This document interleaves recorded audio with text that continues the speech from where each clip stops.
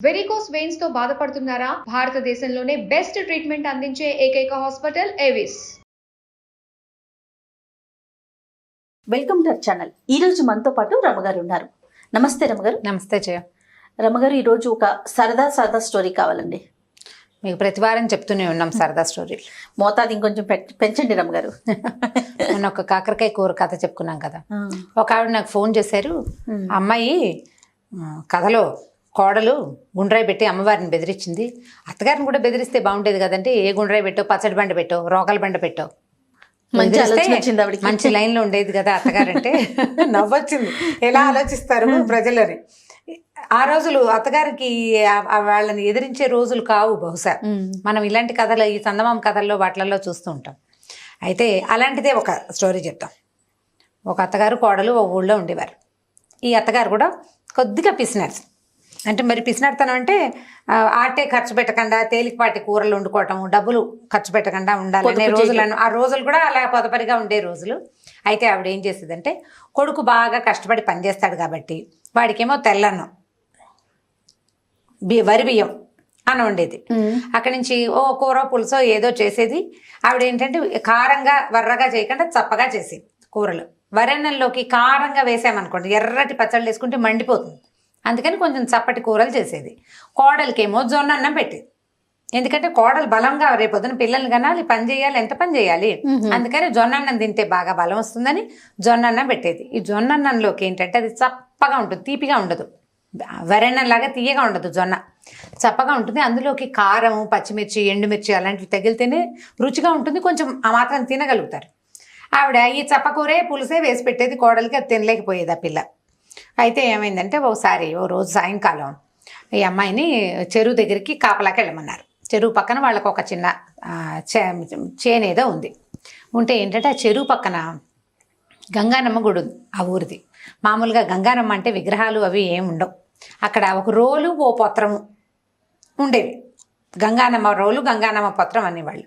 ఊరి వాళ్ళు ఏదైనా పెద్ద పెద్ద పచ్చళ్ళు చేసుకుంటే వెళ్ళి ఆ రోట్లో రుబ్బుకునేవాళ్ళు. ఆ చెరువు పక్కన ఉన్న రోట్లో రుబ్బుకుంటారు. పండగలప్పుడు దానికే పసుపు బొట్టు పెట్టి గంగానమ్మగా పూజ చేస్తారు. మన దగ్గర కూడా అలాంటి విధానం ఉండ్రాళ్ళకి పెట్టుకుంటాం. అవును. అయితే ఈ పెళ్ళి ఏం చేసింది, సాయంకాలం కొద్దిగా చీకటి పడుతుండగా చెరువు దగ్గరికి వెళ్తూ ఏం చేసిందంటే, ఓ అంత పెసరపప్పుని చెంగును మూట కట్టుకుని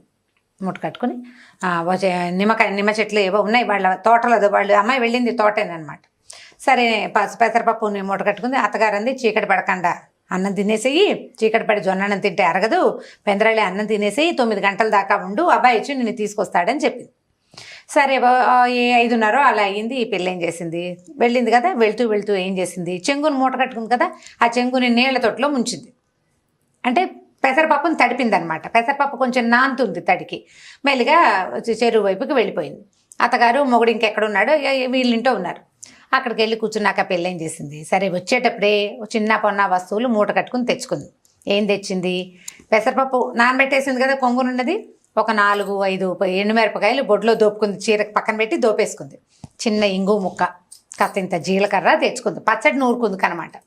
సరే ఏం చేసింది, ఈ చెరువు పక్కన ఏదో పిట్టల్ని వాటిని వడిసెలు విసిరి కొట్టింది.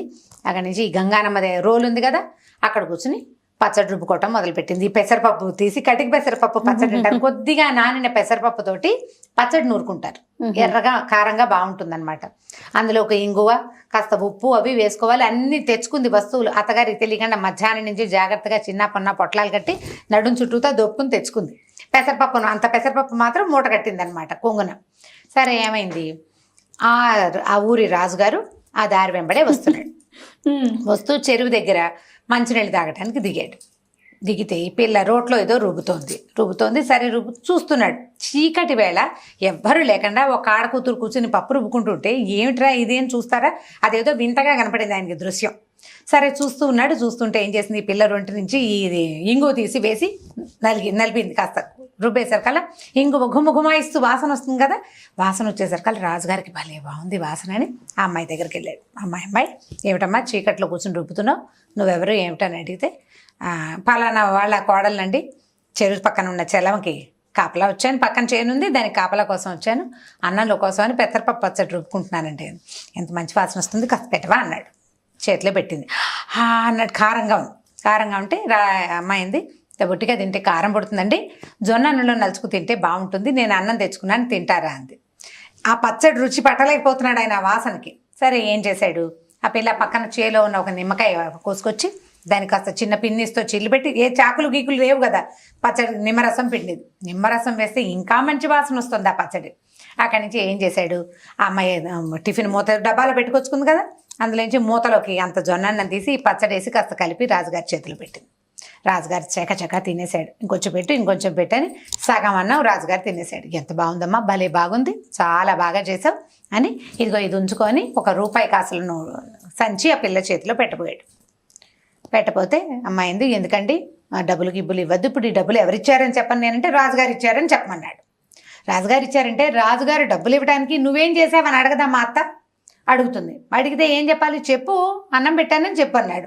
మరి మీరు జొన్న అన్నం తిన్నారని ఊరంతా ప్రచారం అవుతుంది, మీకు ఓకేనా? రాజుగారు నాలుగు కరుక్కున్నాడు. ఏంటంటే రాజులు వాళ్ళు జొన్న అన్నాలు తినకూడదు, ఓకే, పరువు తక్కువ.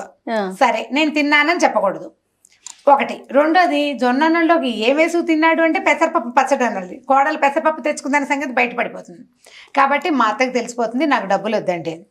డబ్బులు వద్దండి అంటే ఆయనకి రాజుకి డౌట్ వచ్చింది.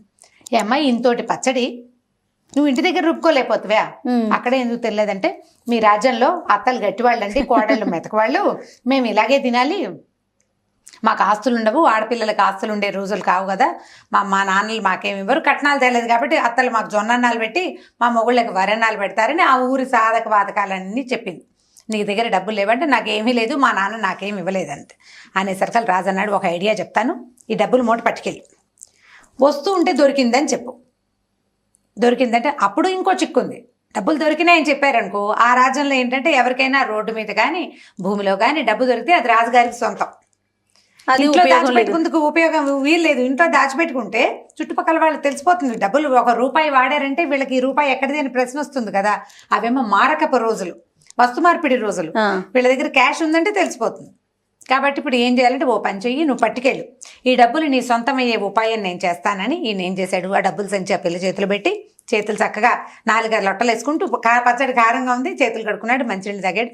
వెళ్ళిపోతూ గ్రామాధికారి దగ్గరికి వెళ్ళి, ఇవాళ నేను దారిలో వస్తూ ఎక్కడో డబ్బులు సంచి పోగొట్టుకున్నాను, పోతే పోయిందనుకున్నా, ఇవాళ మా అమ్మ పుట్టినరోజు, ఎవరికైనా దొరికితే అది వాళ్ళకే ఇచ్చేద్దాం అనుకున్నా, కాబట్టి ఈ సంచి ఎవరైనా డబ్బు సంచి నా సంచి పట్టుకొస్తే ఆ సంచి వాళ్ళకే సొంతం, సరేనంటే ఆ కుటుంబానికే అని రాసుకుంటానండి అన్నాడు. కుటుంబానికి కాదు, ఏ మనిషి ఆ సంచి తెస్తే అది ఆ మనిషికే సొంతం అని రాసుకోమన్నాడు రాజు. వెళ్ళిపోయాడు. ఈ పెళ్ళి ఏం చేసింది, పావు తక్కువ 9 దాకా ఉంది. ఈ లోపల భర్త వచ్చాడు. ఆ సంచి జాగ్రత్తగా చేత్తబుచ్చుకొని భర్తకు చూపించింది, ఈ డబ్బులు దొరికినాయి నీ ఇక్కడికి వస్తుంటేను. సరే ఇతను అన్నాడు, గ్రామాధికారి దగ్గరికి వెళ్ళి ఇచ్చేద్దాము, రేపు పొద్దున ఎవరికైనా తెలిస్తే కష్టం అన్నాడు. ఇంటికి వెళ్తే అత్తగారు ఒప్పుకోలేదు, కానీ గ్రామాధికారి భయం అందరికీ ఉంది. సరే ఏమైంది, చీకటి పడ్డాక 10 గంటలకి డబ్బులు పుచ్చుకుని వెళ్ళారు.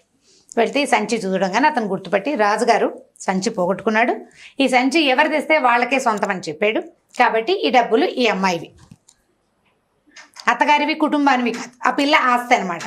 ఆ డబ్బులు చేతిలో పెట్టారు. పెట్టేసరికల్లా వెనక్కి తెచ్చుకుంది. అత్తగారు 2వ రోజు నుంచి కోడలు దాని దగ్గర డబ్బులున్న వాళ్ళ గొప్పతనం వేరేగా ఉంటుంది కదా, అప్పటిదాకా అణిగిమణిగుండేది, నా డబ్బులు ఉన్నాయి కదా అండం మొదలుపెట్టింది. 4 రోజులు చూసేసరికి అత్తగారికి ఏమనిపించిందంటే, ఇంతోటి కోడలు మనకి దొరకపోతుందా, ఈ కోడల్ని వదిలించుకోవాలి అనిపించేసింది ఆవిడకి. కోడల్ని వదిలించేసుకుంటే దాని డబ్బులన్నీ మనవే. ఎలా వదిలించుకోవాలి, కొడుకు ఏం చెప్పిందంటే, ఒరే దీనికి డబ్బు పిచ్చి పట్టేసింది చూసావా, అన్నిటికీ మాటకు ముందు నా డబ్బులు అంటుంది, మాటకు వెనక నా డబ్బులు అంటుంది, కాబట్టి ఈ కోడల్ని వదిలించుకోవాలి ఎలాగైనా. ఏం చేద్దామే అమ్మ అన్నాడు.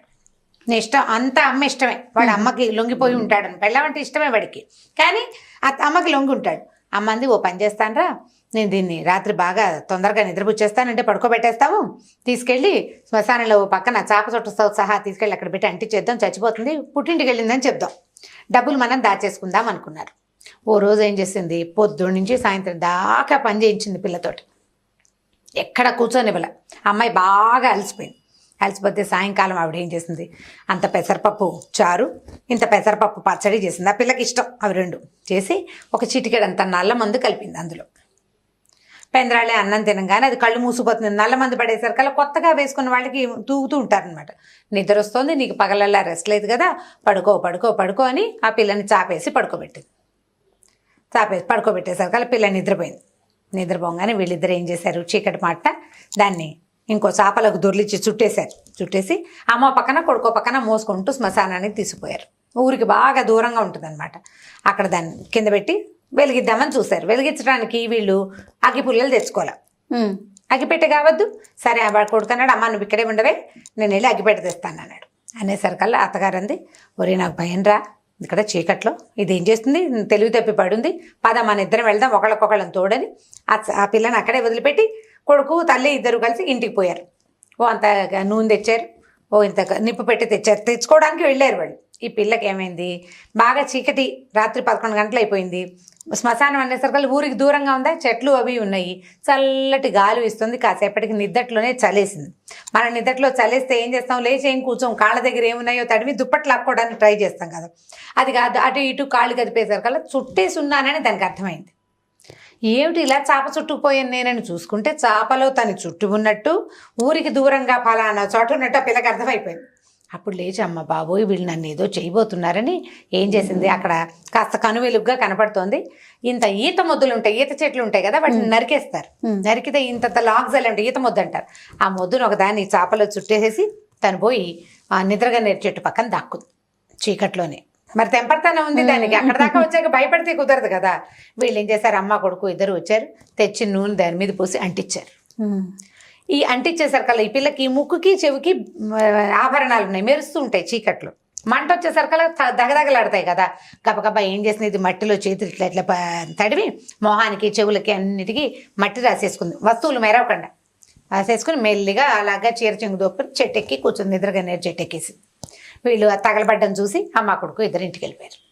చెట్టు మీద కూర్చుంది కదా, కూర్చుని ఆలోచిస్తుంది, దేవుటి నా పరిస్థితి ఇలా అయింది, రాజుగారికి అన్నం పెట్టిన ఫలితం అంతా పోయింది, డబ్బులేమో వీళ్ళు నొక్కేశారు, ఇప్పుడు ఎటు కాకుండా నేను చెట్టు మీద చేరాను, నా మొహంలాగా ఏం చేయాలో తెలియటం లేదని ఆ పడుకుంది. కునికిపాట్లు వస్తున్నాయి, నల్ల మంది ఒకటి వేసుకుని తినేస్తుంది కదా, అట్లా నిద్రమూతగానే ఉంది. కాస్త ఆలోచిస్తుంది, మధ్యలో తెలివి తప్పి నిద్ర వస్తుంది.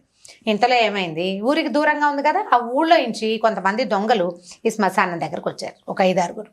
వాళ్ళు ఏం చేశారు, డబ్బులు తెచ్చుకుని చెట్టు కింద కూర్చుని పంచుకుంటున్నారు. వాళ్ళకి వెలుగేమిటి, ఈ పిల్లని తగలెట్టుతున్నాం అనుకుని ఈత మొద్దుని వెలిగించారు కదా, అది మండుతూ ఉంటుంది కణకణలాడుతూ. అమ్మ కొడుకు నుంచుంటే వాళ్ళకి అర్థమయ్యేది శవంకాలిన వాసన బాగుండదని వాళ్ళ ఇంటికి వెళ్ళిపోయారు. ఆ మంట వెలుగులో వీళ్ళు డబ్బులు పంచుకుంటున్నారు. ఈ పైన కూర్చుని కునికిపాట్లు పడుతున్న పిల్ల ఎప్పుడో పట్టు తప్పి దబేయమని వాళ్ళ మీద పడేసరికి వాళ్ళు కంగారు పడి చచ్చి, ఈ కనపడ్డదేమో దీని మొహం నిండా మట్టుంది. మనిషిలాగా వాళ్ళకి తోచలేదు. చీకటి మాట రాత్రి 1 గంటకో 2 చెట్టు మీద నుంచి ఒకటి దూకింది, దాని మొహం నిండా మసి.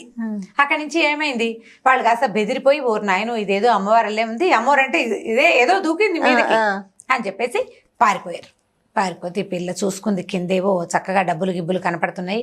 తెల్లారేదాకా చెట్టు మొదట్లో పడుకుని నిద్రపోయింది. తెల్లవారిన తర్వాత అక్కడ మిగిలిన వస్తువులు డబ్బులు కనపడ్డాయి.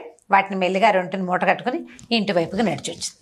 ఇంటికి నడిచి వచ్చేసరికి మొహం నిండా మట్టి ఉందన్న ఇంగితం లేదు దానికి. తలుపు కొట్టితే అమ్మ కొడుకు తలుపు తీసి తెల్లబోయారు. అమ్మో బ్రహ్మరాక్షస అయిపోయింది, కోడలు చచ్చిపోయి అది వచ్చేసింది మన మీద, కానీ తలుపేసేసారు వాళ్ళు. వేసేసి ఇది అరిచొచ్చి కేకలు పెట్టింది, అత్తయ్య అత్తయ్య తలుపుతీ అత్తయ్య, నేనే వచ్చాను అత్తయ్య అంటే, అదేమిటి వీళ్ళకి అర్థం కాలేదు, చంపేసాం, ఇది వచ్చేసింది. భయపడితే, మీరు భయపడకండి, నేనేం రాక్షసం కాను, మనిషినే, స్వర్గానికి వెళ్ళి తిరిగి వస్తున్నాను, తలుపు తీయండి అంది. అనేసరికల్ వాళ్ళు ఏం చేశారు, సరే ఇదేదో బాగానే ఉందని తీశారు తలుపు.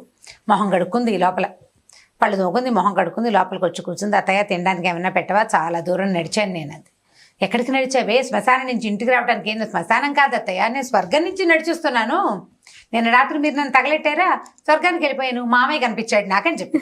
మామయ్య కనిపించాడు, ఈ లోపల డబ్బులు దాచుకొచ్చుకుందిగా, ఆ డబ్బులు నగలు అన్నీ చూపించేసరికి వాళ్ళు తెల్లబోయారు. ఇవన్నీ ఎక్కడంటే మామయ్య గారు స్వర్గంలో ఉన్నారు, నాకు అన్నీ ఇచ్చారు, అక్కడ చక్కగా రంభ, ఊరసి, మేనక, తిలోత్తమ ఇలా బోల్డ్ మంది డాన్సర్లు ఉన్నారు, వాళ్ళందరితోటి చక్కగా మామయ్య గారు ఎంజాయ్ చేస్తున్నారు.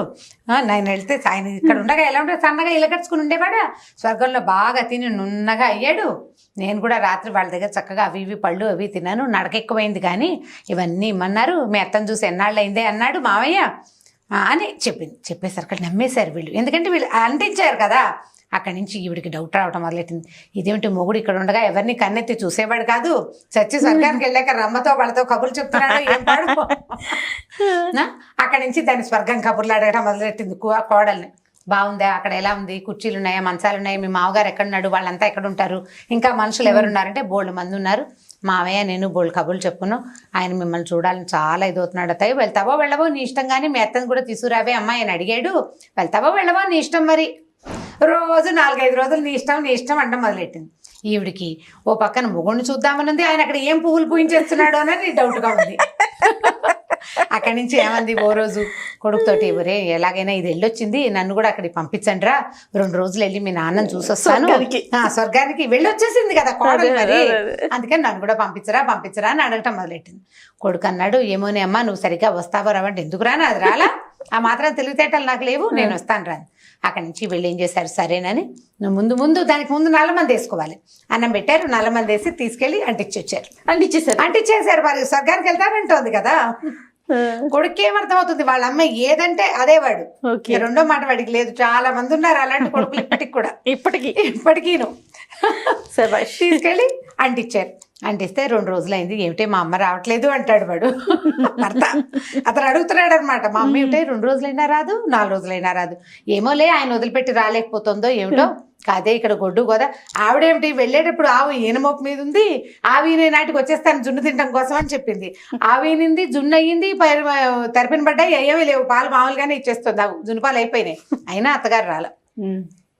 అత్తగారు రాపోయేసరికి కొడుకు ఒక 15-20 రోజులు అయ్యేసరికి డౌట్ వచ్చేసింది, మా అమ్మ ఏమిటి అక్కడే ఉండిపోయిందా, నేను ఏం చేయాలి. ఆయన సర్కల్ అమ్మాయి ఏం చేసిందంటే తాపీగా మొగుడిని కూర్చోబెట్టి సాంగంగా జరిగిందంతా చెప్పింది. మీరు నన్ను ఇది చేయబోయారు, ఇప్పుడు మీ అమ్మ వెళ్ళిపోతే నీకు నొప్పి తెలుస్తోంది, నేను తిరిగి రాకపోతే నీకు తెలిసేదే, రాజుగారు ఇచ్చిన డబ్బులు నువ్వే పట్టుకొని మీరే తీసేసుకుని, నేను రోడ్డు మించి పట్టుకొచ్చిన డబ్బులు కూడా మీరే తీసేసుకోవాలని మీ ఉద్దేశము అని భర్తకి బాగా అర్థమయ్యేలాగా బ్రెయిన్ వాష్ చేసింది అనమాట. చేసేసరికి వాడు ఏమంటే, సరే కానిలే మా అమ్మ తిరిగి రాపోయినా మా నాన్న దగ్గరే ఉందని స్థితంగా ఊరుకున్నాడు. ఈ అమ్మాయి హాయిగా అంతకుముందు రాజుగారు ఇచ్చిన డబ్బులు, ఇప్పుడు తను తెచ్చుకున్న డబ్బులతోటి చక్కగా పాల వ్యాపారం చేసుకుంటూ హాయిగా సంతోషంగా ఉంది భర్తతోటి. తర్వాత తన కోడళ్ళని ఆవిడెప్పుడు జొన్నన్నం పెట్టలేదన్నమాట. జొన్నన్నం తిన్న కోడళ్ళు తిరుగుబాటు చేస్తారని. అంటే బంతిలో బలపక్షం చేయకూడదు కదా జయ. బంతిలో బాలపక్షం చేస్తే ఎట్లా, వీళ్ళు చిన్నపిల్లలని పెట్టకుండా ఉండకూడదు. అందరు ఇప్పుడు నువ్వేం తింటున్నావో నీ పక్కన ఉన్న వాడికి కూడా అదే పెడితే వాడికి ఏం తేడా దృష్టి ఉండదు. నువ్వు సరిగ్గా చేయకపోతే వాళ్ళు నిన్ను ఏదైనా చేయాలనుకుంటారు. అత్తగారులకు పాఠమే కదా ఇది, అత్తగారులకు గుణపాఠమే. ఊళ్ళో ఎవరు అత్తగారులు ఏం చేశారో మరి, చాలా ఉంటాయి ఇలాంటి కథలు, బోల్డ్ అని కనపడతాయి. చాలా బాగుంది. స్వర్గారోహణ పర్వం కథ బ్రహ్మాండంగా ఉంటుంది. ఫన్నీగా ఉంది రమ్మగారు, పిల్లలకు కూడా కొంచెం కామెడీగా నవ్వుకోవడానికి బాగుంటుంది. ఇలా చేయకూడదు ఇలా చేయొచ్చు అని చెప్పడానికి కూడా ఉపయోగపడుతుంది. రైట్ రమ్మగారు, ఇంకో స్టోరీతో మళ్ళీ కలుద్దాం. ఓకే జయ, థ్యాంక్ యూ అండి.